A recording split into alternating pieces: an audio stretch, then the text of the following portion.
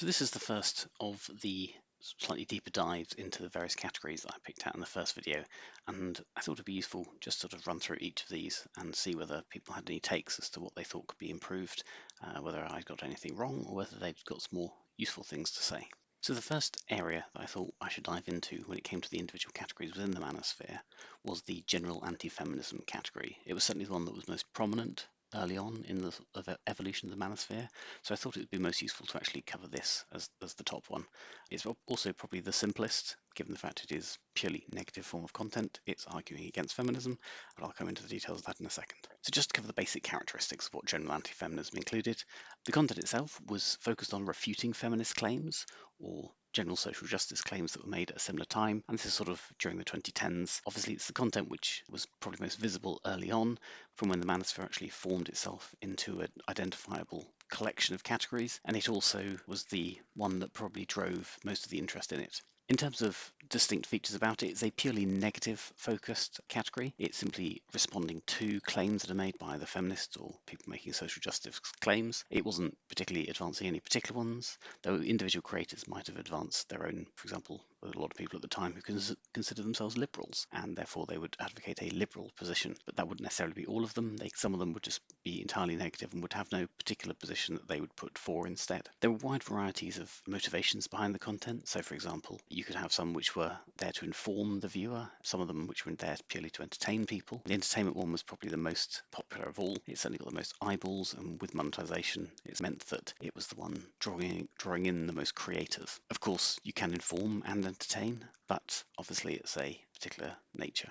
Certainly when it came to the early Manosphere creators, when the general anti-feminism category arose, the main base of people probably would have considered themselves egalitarians or liberals and would always argue from that sort of position. But obviously certain other people were arguing from entirely different ones. Some of them might have argued from the positions that other content creators might have done, but they wouldn't necessarily rely upon those arguments.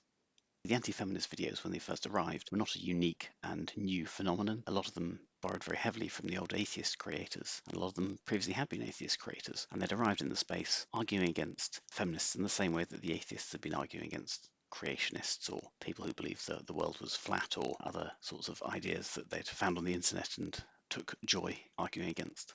The very earliest stages was literally people hearing a claim or a conjecture or some form of hypothesis, or as they sometimes like to try and call them, theories, and then looking to refute those specific claims. So often they weren't the most sophisticated things. They simply would see a claim and they'd say, oh no, this isn't quite right. We should try and address this. Obviously, over time, that evolved as the opportunity to make things which were more entertaining or interesting and be a bit more creative with it arose, and people evolved those ideas. A lot of the drive to create this material, and particularly to address these claims or conjectures that were being made, was driven by the fact that feminists had infiltrated certain groups or communities, and those people felt the need to kind of push back and try and address the concerns that were being driven in their communities, and perhaps, as they saw it, perverting their communities from what they'd originally been doing. Obviously, Gamergate was the largest one, and that's one which was obviously within the games community, and it had significant quantities of support from the games journalists, and it certainly got the most attention, probably due to the fact that the gaming industry itself actually generates very large revenues, and therefore there is much more around it, and it's a much more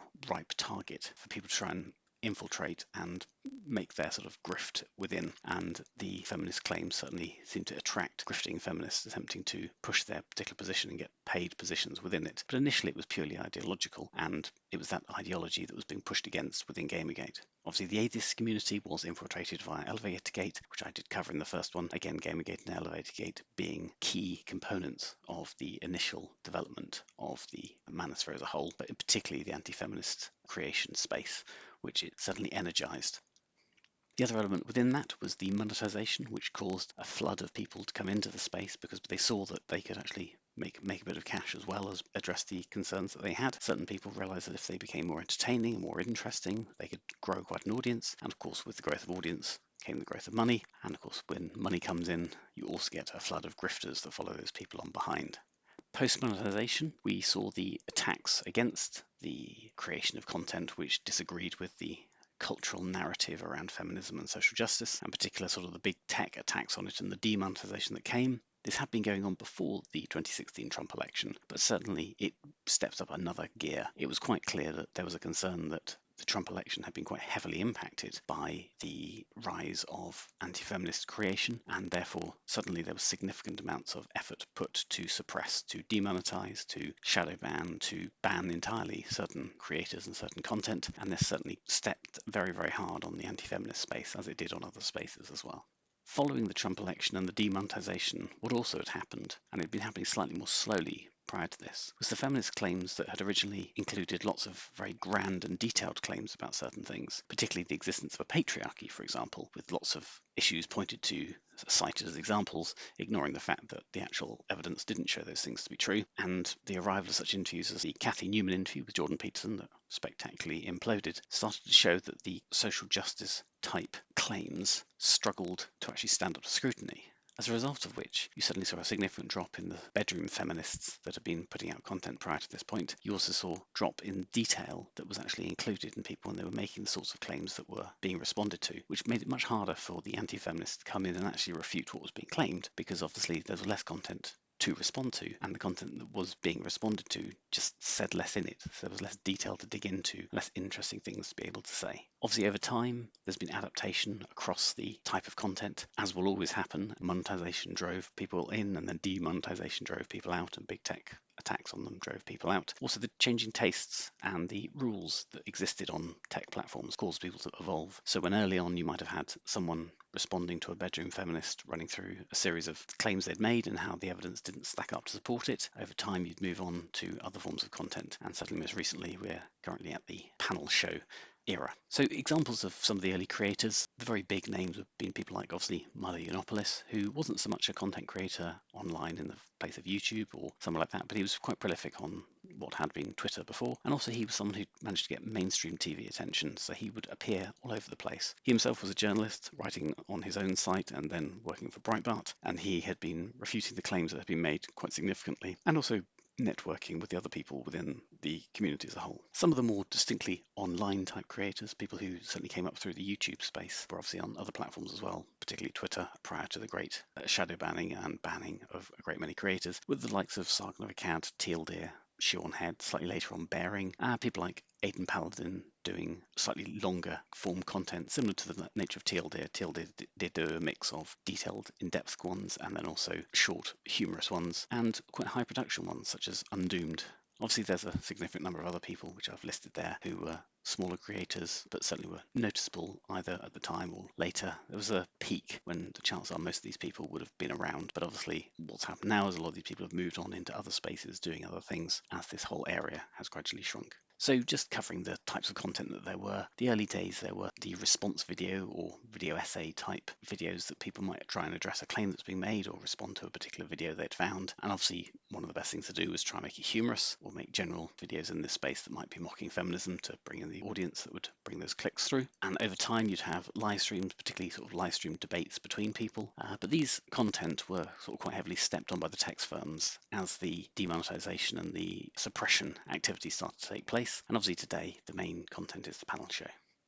Just looking at the sorts of people who made these kinds of responses, obviously people like Sargon of Akkad and Teal Deer were very much interested in the sort of response video early on. The humour come from the likes of Bearing, Undoomed and Drunken Uncle. Video essays, I've not included Teal Deer on there, but he also was someone who would dig through in the nature of someone like Shinobi Yaka or Aidan Paladin. Pretty much everyone at some point probably took part in a live stream, as that particular format became fashionable for a short time. And the only really major anti-feminist content I can think of these days is the panel show, and particularly the big one in terms of the general anti-feminist would be the Whatever podcast, which is Brian Atlas, his particular panel where he would invite other people on to debate, normally feminists and not necessarily people from the Manosphere on the other side, more a collection of people from other sorts of positions, often calling in Christians and other people with ideas, or traditional conservatives, particularly traditional conservative women who are looking to address it. Realistically, that's the only current general anti-feminist content at the moment.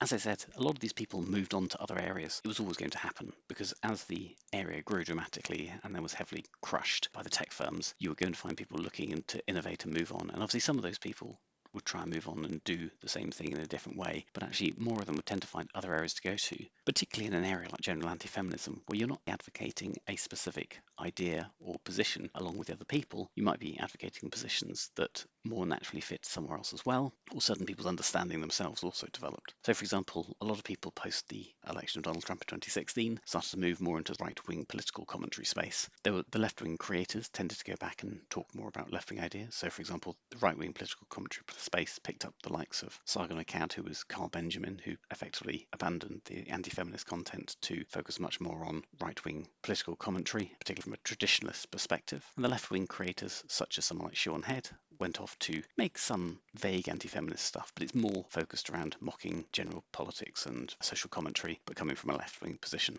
Certain other people who may have come in from other genres have certainly returned to it. So certain people who had previously been atheist creators or opposing flat earthers, etc., have very much returned to that material. Obviously, they came from a fairly niche genre, came into this area which grew very large and then shrunk dramatically, and they returned to their niche to carry on producing in that regard. Some creators also moved on to other forms of Manosphere content. So, for example, moved to the men's rights area. Some people may have gone on to the red pill dating type space. And some people have simply left the content creation industry altogether and gone off and lived their lives in other ways.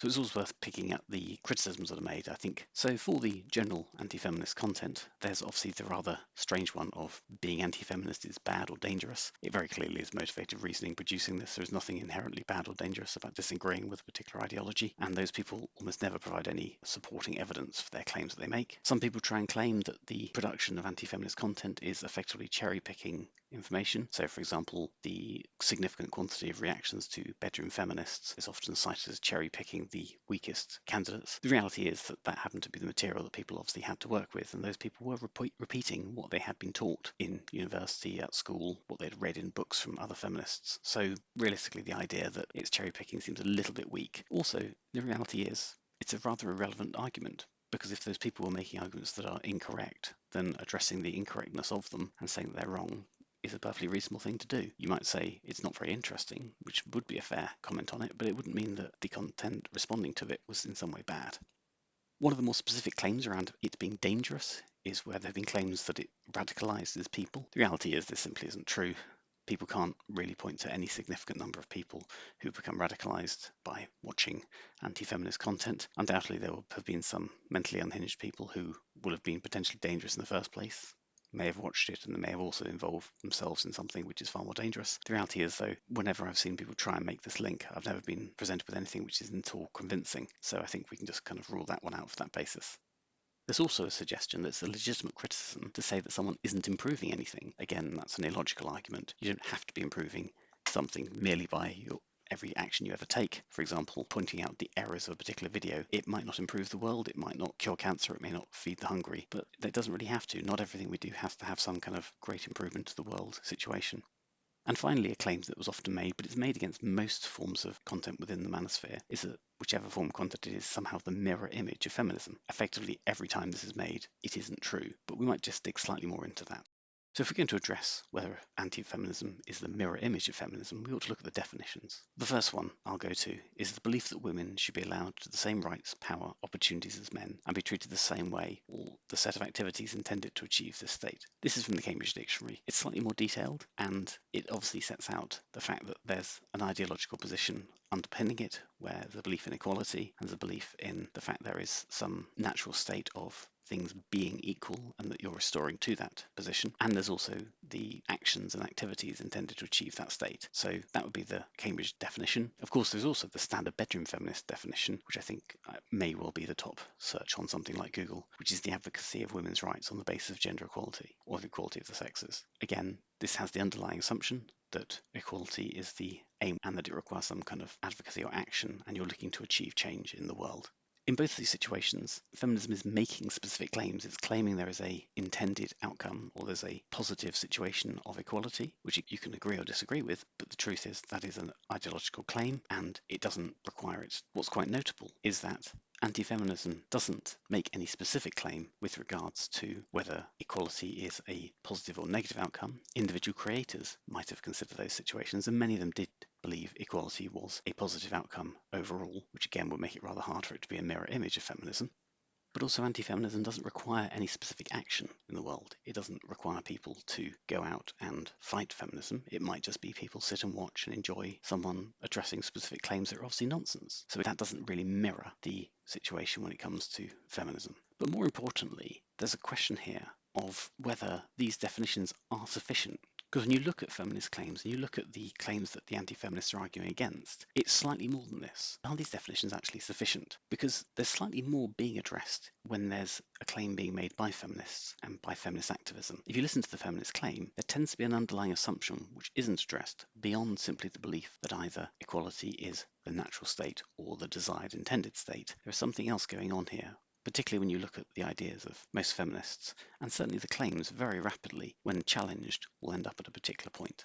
So when anti-feminists are producing their content and they're arguing against feminism, they're often attacking factual inaccuracies, emotional arguments that happen to be incompatible with stated values. So for example, in that case, it would be arguments where they're demanding something while claiming they believe in equality, but what they're demanding is not equality, or is in fact itself inequality. But the most important underlying belief that comes through and is really missing from the feminist definition, and you see it in a lot of feminist arguments, and you certainly see it in the positions of most feminists when they're advocating, is their belief in oppression, their belief that women are oppressed as a group, and collectively all women together are under oppression, and that oppression comes from men. And that's another point where the anti-feminists are trying to address what's being said. Quite specifically, the anti-feminists don't believe in male oppression or some other form of oppression. Their arguments never require the existence of oppression. They can argue against oppression. Some of them might even have held the position that there is some form of historical oppression against women, but their arguments don't require men to be oppressed, as the mirror image of feminism argument might suggest.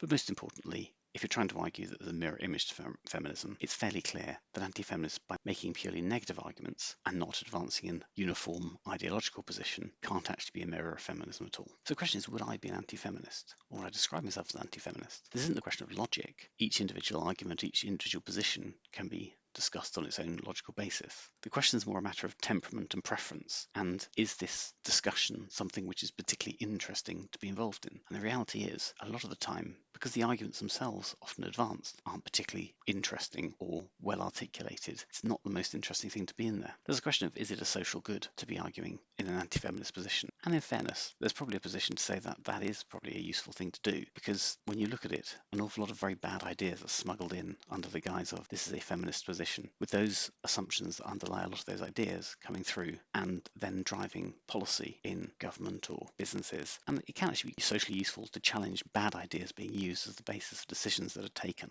There's also the question of, is it personally virtuous to advance the anti-feminist position? The reality is, those people advancing it are attempting to advance a position of truth. They're trying to address false claims as they perceive them. They're trying to address poor logic. They're trying to address emotionally driven ideas that potentially cause harm to others. So from a virtue point of view, it probably does meet the test in that regard. Is it particularly virtuous to focus on it a great deal? Maybe not. But there's nothing wrong with trying to counter untruth, particularly untruth that has negative outcomes on policy making, decision making, and the way the world operates. In particular, as it won't sit anywhere else, I thought it's worth a special mention around meninism. You often hear this term used by people trying to attach that label to individual parts of the manosphere. So, for example, the men's rights movement, or perhaps the general anti-feminist area. But actually, if we look at the real usage of that term, it originated with a Twitter account and was subsequently followed up with by a few YouTube videos by some, again, humour content creators. And what we were really looking at here was a niche comedy genre. The formula that was used was a pretty simple one. You simply locate a feminist claim, you swap the genders. Now that can be done in two different ways, one of which is you literally just reverse them in the claim itself, and the other one is to find equivalent situations and to swap them over. So you would be advocating for men on the basis of the logic of the feminist. This is always done with the main purpose of exposing the hypocrisy of those who are advancing those arguments. The third step is to watch the offence that's generated in the feminists who are advancing this position, or those people who otherwise try and defend the feminists, and how rapidly they might advocate that for these positions, saying that they're great champions of equality, but very rapidly shown to not be that. And of course, the fourth stage is you simply laugh at the hypocrisy of these people. So meninism was really a very, very small niche anti-feminist genre, and it wasn't around for very much time. It created a very small amount, but people keep using that term and trying to attach it in some way to various other forms of content, which probably isn't very helpful. And kind of it's best understood actually describing the sorts of content which actually chose to claim that label.